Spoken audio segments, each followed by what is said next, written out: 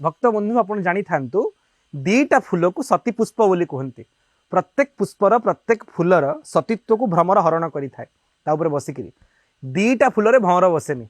आपण केबे कि आश्चर्यर कथा भ्रमर तो मुक्ताकाशर कीट चाहिए जेकोसी फूल उपर बसीजिव किंतु ना दुई गोटी फूल उपर भ्रमर केबे बसी पारिबो नाही। आ दीटाक फूल भगवान शंकर अत्यंत प्रिय। आपण कहे कि फूल ना गोटे केतकी आ गोटे चंपा।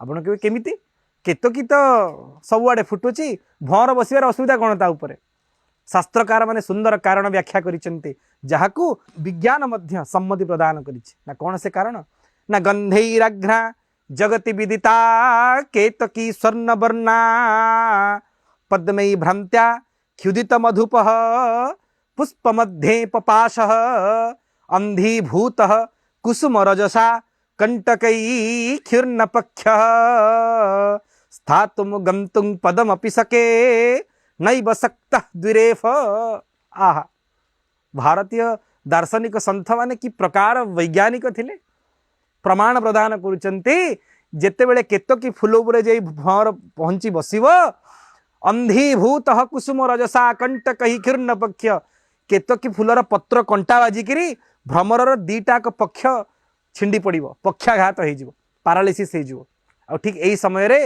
अंधीभूत कुसुम रजसा केतकी फूलर पराग रेणु भ्रमर चक्षुरे पड़िबो भ्रमर अंध हो जनकर पक्षाघात हम आउ अंध हम पारालिसिस हम आ ब्लाइंड हम से कहीं पाखु जीव तेणु स्थातुम गंतुम पदमपि सके नैव सक्तः द्विरेफ। भ्रमर केबे मध्य केतकी उपरे बसेनी ए निमंते सती पुष्प।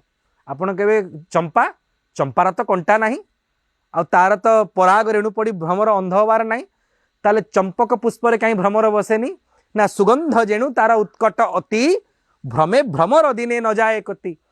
जेतेबेले चंपक फूल उपरे जे भ्रमर बसिव तार सुगंधरे तार सुवासरे तार महकरे तार सौरभरे मूर्छा हो फेंट हो सेंसलेस हो भ्रमर कहीं जीव आज्ञा।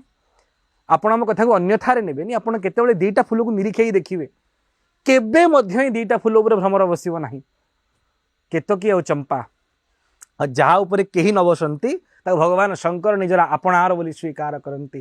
केतकी और चंपा शिवंकर सबुठारु प्रिय फूल गयस अच्छी दुदुरा अच्छी अरख अच्छी किंतु केतकी और चंपा शिवंकर अत्यंत प्रिय जेणु ये सती पुष्प।